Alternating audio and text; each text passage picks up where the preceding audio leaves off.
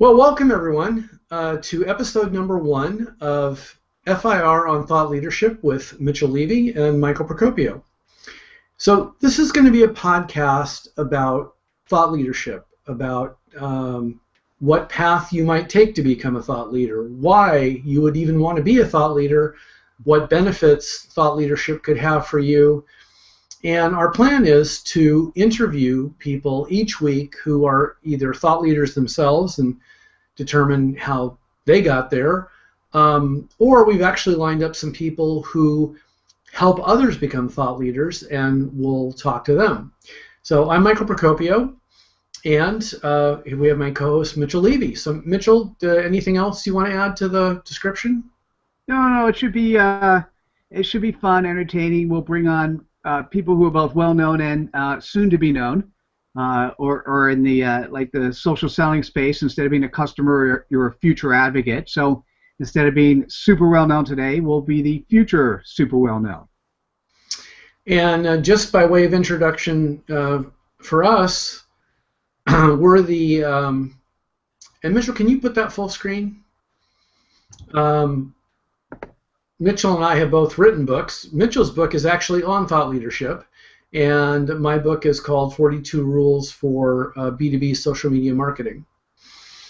So we've at least had some experience in one of the things that we're going to cover throughout the course of this, which is you'll find a lot of thought leaders write books to help them become thought leaders. So with that, let's start. Mitchell, as I mentioned, is a thought leader, and I'm going to start by interviewing him, and in future shows, both of us will be, or one or the either of us will be interviewing someone. So, Mitchell, the thing we have to start with is, what is the definition of a thought leader? Sure, and I think, Michael, the way to do that, although, before we actually start, you did talk about your book, and you should talk a little bit about you, and let me do a quick thing about me. So I've been publishing books for a super long time. From 2005 till now, we've published over 240 titles. I've written 19 titles. I happen to be the first thought leader architect in the world. So be able to answer your question on thought leadership makes sense, and I could certainly explain that. But Michael, why don't you just do a quick thing of you, because we got to know each other because we ended up publishing your book. Right. And so it's a great book on B2B marketing, which is what you were doing. Right. So my background has been, since 1990, I've been in marketing, mostly on the back end, product marketing, technical marketing, product management. And then I moved into social media during my time at Hewlett-Packard, where I led HP software into the social media world, and a lot of the experience that I got there comes into the book, along with my co-authors, Peter Spielvogel, who I'd met at HP, and Natasha Thompson, who he met when he went from HP to SAP. And now I'm doing consulting, speaking, and working on some other fun things. Got it. Thanks. So to answer your question, what is thought leadership? Let's start with first defining what is an expert. We don't need to really define one. You know what an expert is. It's somebody who has expertise in a particular area, and you've gained that typically through practical experience. Okay, so what is a thought leader? A thought leader is a recognized expert. I know, pretty simple, pretty straightforward. So it is being recognized as an expert, the go-to person in a particular space, a vertical, as well as in a particular geographic area.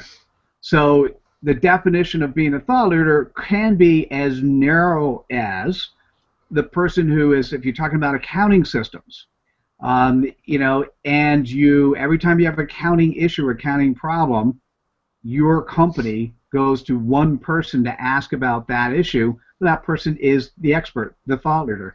If it turns out that every company in your city block, or every company in your city, or every company in the geography would also go to that accounting firm, they then are the thought leaders in that space. Does that make sense? Yeah, it does. Absolutely does. Did you start out planning to be a thought leader, or did you just stumble into it? I think well, it's a great question, right? Because I don't know if people actually plan. I plan on being something significant in some area. Whether or not I knew that that would be calling myself a thought leader, no, I didn't. I didn't think that. When I started thinking about, in retrospect, everything I've done in my career up until now, and this is a 20 plus year career, I'm thinking many things I've done along the way were all in the realms of thought leadership in different areas. I was a thought leader during the dot-com days in e-commerce. I was known as Mr. E-commerce and had many people call me that. I ran conferences for Convex, created executive business programs for universities, consulted at a couple hundred firms, and that was a lot of fun and very interesting. And I don't think I actually call myself a guru, not a thought leader. And it turns out one of the things that's interesting, Michael, is from the time I left. So first I left Sun Microsystems in 1997. Last time I worked for a company. I then became a e-commerce guru, consultant, thought leader. And I did that between 97 and 2005, but if you can imagine, in 2001 with the dot-com bust, being an e-commerce thought leader was not a great place to be. So I had a number of other businesses that I kept moving along. And then in 2005, I started a publishing firm, and I made a specific decision or focus then not to be the recognized thought leader, but rather, as I published books for our authors, that I would basically do the pay it forward thing. I would help them, I'd give them more favors, and then eventually it would come back. So I always wanted to be the guy behind the scenes. And I will tell you that the mistake that I made in that company, and by the way, that company is Think Aha Publishers, Happy About, 42 Rules, the publishing firm we publish your book under. Yep. That company's still around today, still successful, still profitable. I now have my team running it, so I'm not actually involved in day-to-day. But one of the big mistakes I made, and I don't look at mistakes negatively, I look at them in the way we could learn, is that there wasn't a thought leader behind the company. I mean, there wasn't a recognized guy on the stage speaking entirely about how the publishing industry is changing, and that should have been me. That was a piece that I missed because I was pushing everyone else. And so starting in 2013, as I started focusing on thought leadership and helping to create thought leaderships within companies, actually our official tagline is we work with corporations who are actively involved with social media to turn their experts into recognized thought leaders.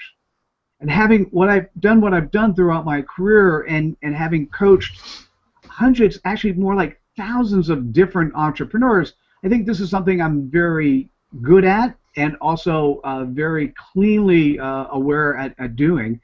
But to answer your question, I think I've stumbled upon it, but now recognize the importance not just of me of being the thought leader architect, but the importance for any company to have many thought leaders within there, because that's who we want to listen to. That's who the buying public, and we do. If you don't know this, we now have shifted. The ownership of the buying cycle is with the buyer, not the seller, and the buying public wants to see thought leaders.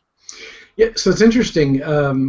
So as I was listening to you, it's like, so you became a thought leader, then you decided you'd help others become thought leaders through publishing, but you stayed in the background, and now it's sort of like, I'm going to do that same thing in a different area, but I'm going to show thought leadership in that, bringing other people as thought leaders.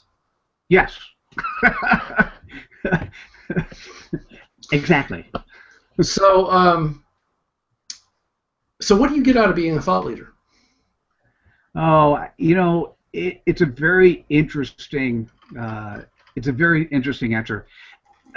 And by the way, we have a book. It's called Creating Thought Leaders. And when I actually sat down to write it, it took me an obscenely small amount of time. Absolutely spectacular. And it's because I've been thinking it, doing it, being part of being a thought leader forever. And the book will also help you through it. And if you wanted to pick up a free e-book version of that, you can get to mitchelllevy.com and download that for free. What you get out of being a thought leader, one, people listen to you, right? And when people listen to you, hopefully you have good things to say. So I say this in the book: say good things. People listen to you, and they're seeking out your opinion on things that are going on. So if whatever business you're in, if people are listening to you, whether that's public speaking, your blog, any of the social media activity, when people are paying attention, they ultimately end up doing business with people that they're comfortable with. Because one of the things we know, Michael, is in today's world, 70% of the sales cycle, somewhere between 60 to 80%, so 70% of the sales cycle is now invisible to corporations. And that is because the buyer, the customer-centric buyer, is doing all their research ahead of time before they actually reach out to a company. So as a result of that, you want your thought leaders out there, and being out there in terms of what I'm doing, people know me. So a great example.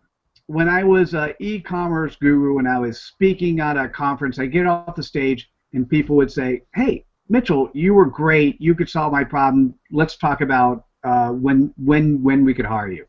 All right, that was kind of cool. Another fun and interesting call I'd often get, but my favorite was 6 months after speaking at a Convex event, I get a call out of the blue, and they said, "Mitchell, I don't know if you remember me," and I can't tell you if I actually did or not, but it was the VP of IT for a billion-dollar firm, and they said, "Mitchell, you can solve our problem. And so let me tell you what it is, and then what I want you to tell us is how much money you'll charge and how much time you need." And that's what happens by being a thought leader. People recognize you. Now, that's for consulting. For corporations, they want to do business with, your customers want to do business not with the company per se, but the individuals at the company who are thought leaders who can help them solve their problem. That never happened. So the mistake is, as a book publisher, that never happened, right? Because I wasn't the recognized thought leader to get it done. People would call me, they get word of mouth, they get in the door, and then what they try to figure out is, how do I lower the price of what I need to do? How do they get it for less money? And that's because I was more of a commodity product and a commodity service. And of course, you went through as a author of ours, Michael. You know that we provided much more value than a commodity value. Yeah. But not being the thought leader, I think, was missing. And so that's what companies really need to do is the benefit of having people inside the company who become magnets. You become your own micro marketers. So has and I guess we should, well, I'll let you decide if you want to take this with past thought leadership messages or your current ones, but is it pretty much you find a message and then you just write it, or do they kind of morph over time? I think they absolutely morph over time. The person you are today, all the elements are the same as that person will be tomorrow, but part of being a good thought leader involves you being a good listener. And if you're a good listener, things that you're going to say are going to affect different audiences in a different way. And you're going to figure out, based on the audience you're talking to, what are the right messages, how to say them appropriately, how do you get crisper at what you say in such a way that it resonates immediately with the audience that you're talking to. And so your messages will morph. The other thing that happens, Michael, is life changes. One of my authors, one of the thought leaders we've worked with in the past, a guy by the name of Jason Alba. And Jason, when he first came to me before he had a book, he was blogging, he was speaking at events, he was being quoted in the local newspaper. We ended up putting out his book, and then all of a sudden he was writing articles for larger locations. He was being quoted in the New York Times and the Wall Street Journal, and he was getting paid to speak. And that fame lasted for about 2 years before there were all these other people who were, his book was called I'm on LinkedIn, Now What?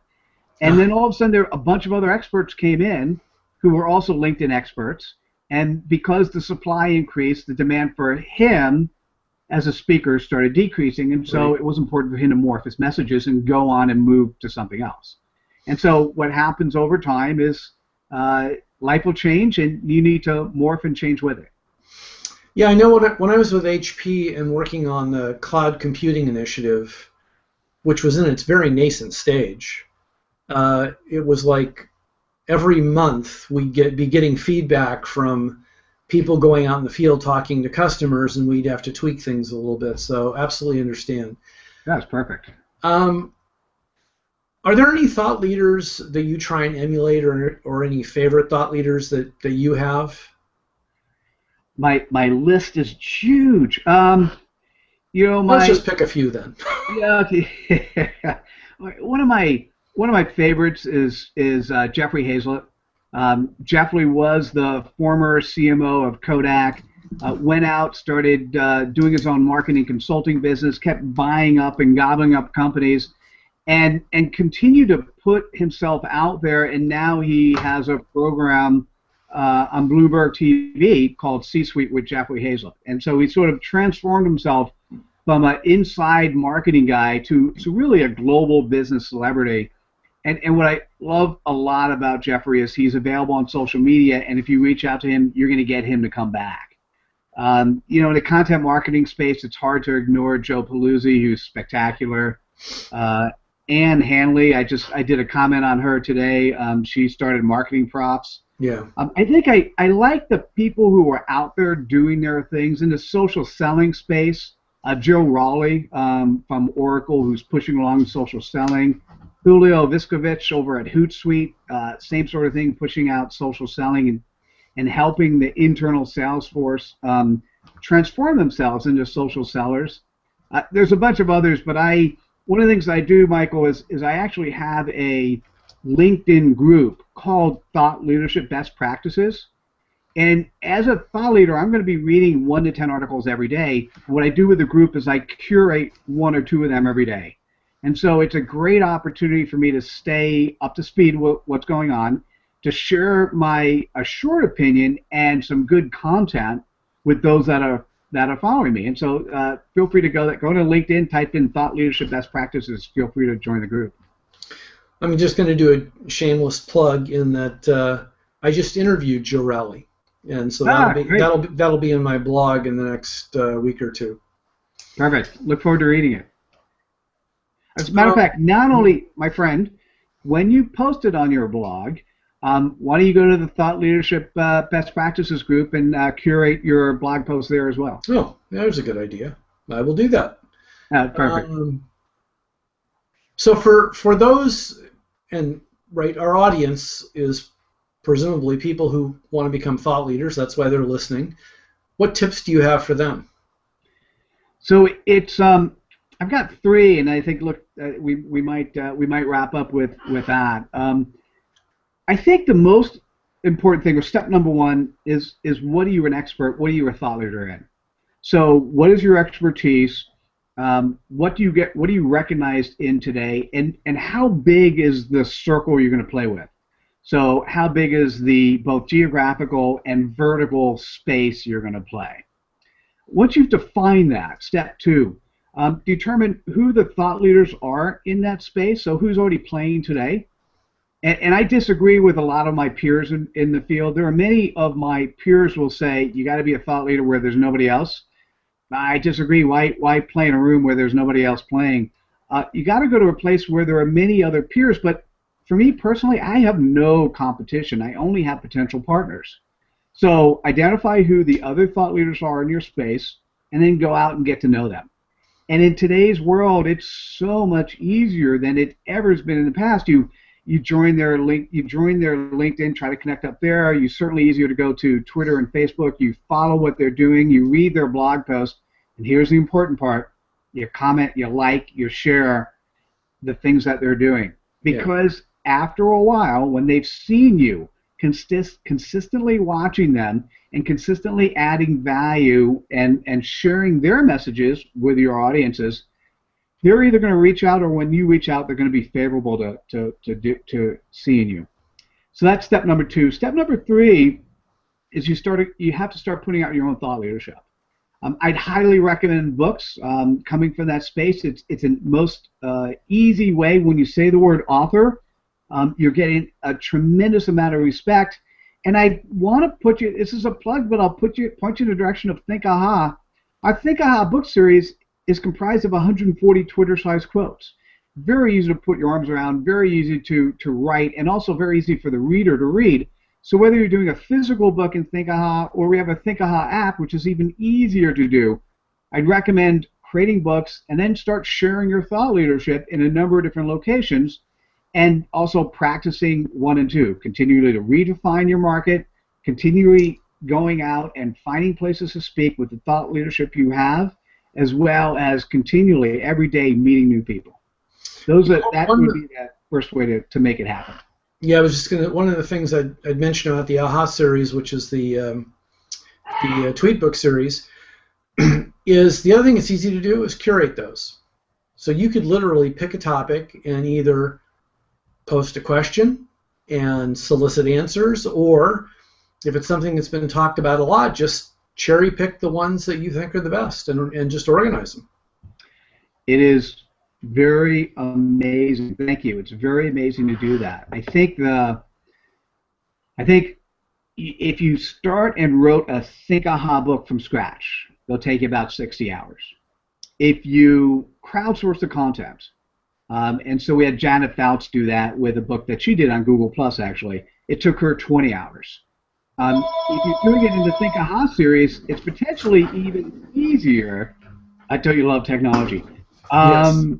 By the way, I'm really glad my phone hasn't rang because I hadn't turned it off yet. If you do it in the ThinkAha series, it's even easier because there are less things that. I'm sorry, the ThinkAha app book series, it's even easier. You could even potentially do a book in as little as 2 to 10 hours. And I have to tell you, when you're curating content and you're putting it out there in a format has a singular voice because you've pulled it together, but it's contributed by a number of other folks, it really does add value, and it really does help you establish yourself out there as a thought leader. Yeah, and if you think about it, right, people have been putting together anthologies of various works together for probably longer than I am old. So it's the curation process, as any museum display will show, has real value. Well, it comes down to one last point, Michael, and I think that's regarding you putting out. I mentioned the word content, and you putting out content, and we could, during another session, we'll talk a little bit more about that. But this is something you and I have agreed with often. Content can be done in 3 different ways. You can originate it, you can curate it, and you can aggregate it. And there's nothing wrong with doing any. I would only say on the aggregation side, it's important to do smart aggregation as opposed to, doing a search and sort of pulling things together. A curation is when you're reading and then commenting on the material. And I have to tell you, curation and aggregation is a whole lot easier than origination. Yeah. And you can end up putting out. People would argue you'd put out somewhere between 60 to 80% of curated and aggregated content for the 20% of the stuff that you originate.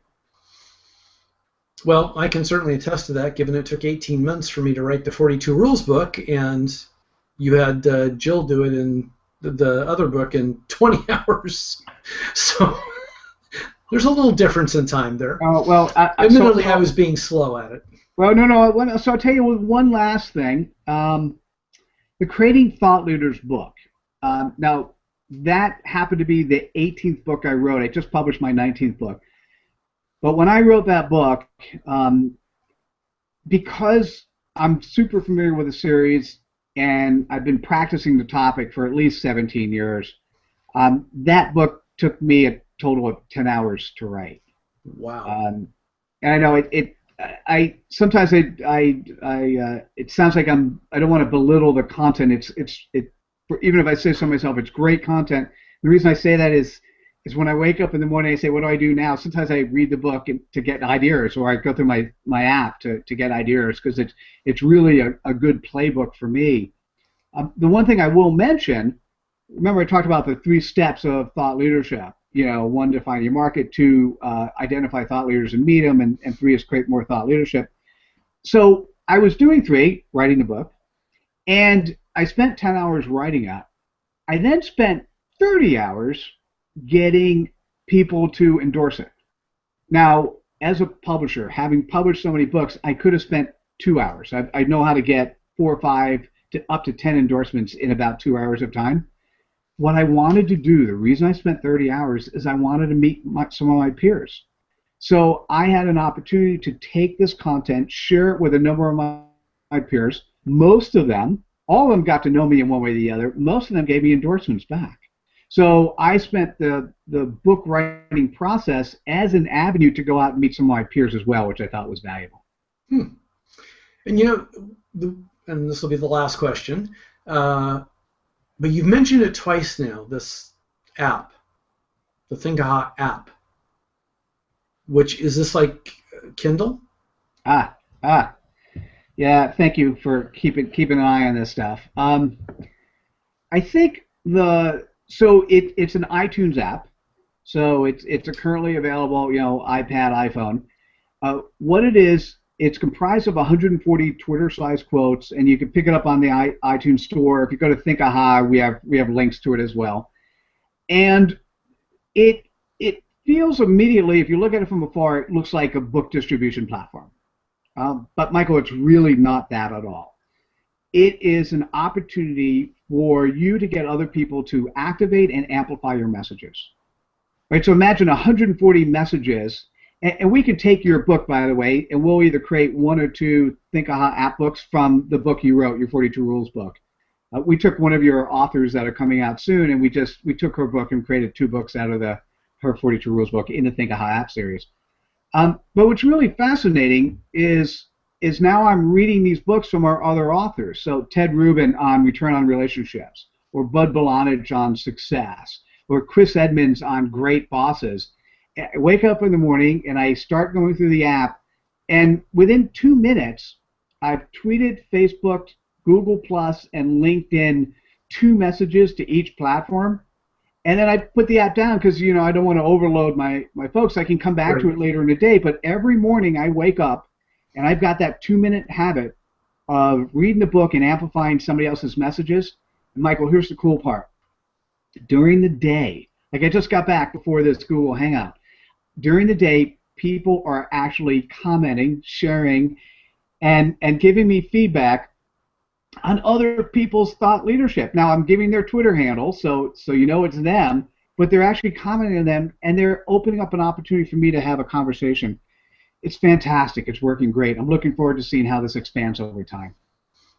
Okay, I just want to repeat this back to make sure I've got this clear. What you're saying is that the books that you've published are available in the app. The Thinkaha series books are available in the app, and then as you're reading one of those books, you can basically share the thing that you're reading out on social media. Absolutely. It's not just any book. Unfortunately, it's not yours yet. No, but I mean, it's not. I couldn't take Gone with the Wind and. No, although, at some point in time, since Gone with the Wind is in the public domain, we could probably ghostwrite content from Gone with the Wind and put it into 140 Twitter-sized quotes. By the way, it won't be as powerful and exciting. And you know what? At some point, that's a great suggestion. At some point in time, we will take all the public domain fables and put them into the Thinkaha app because we can. And so for those of you that are interested, we can take any content and create books. And what's happening now is we're doing books directly to the Thinkaha app, and that's allowing me to publish books in 1 to 2 weeks, ghostwrite books in a week or less.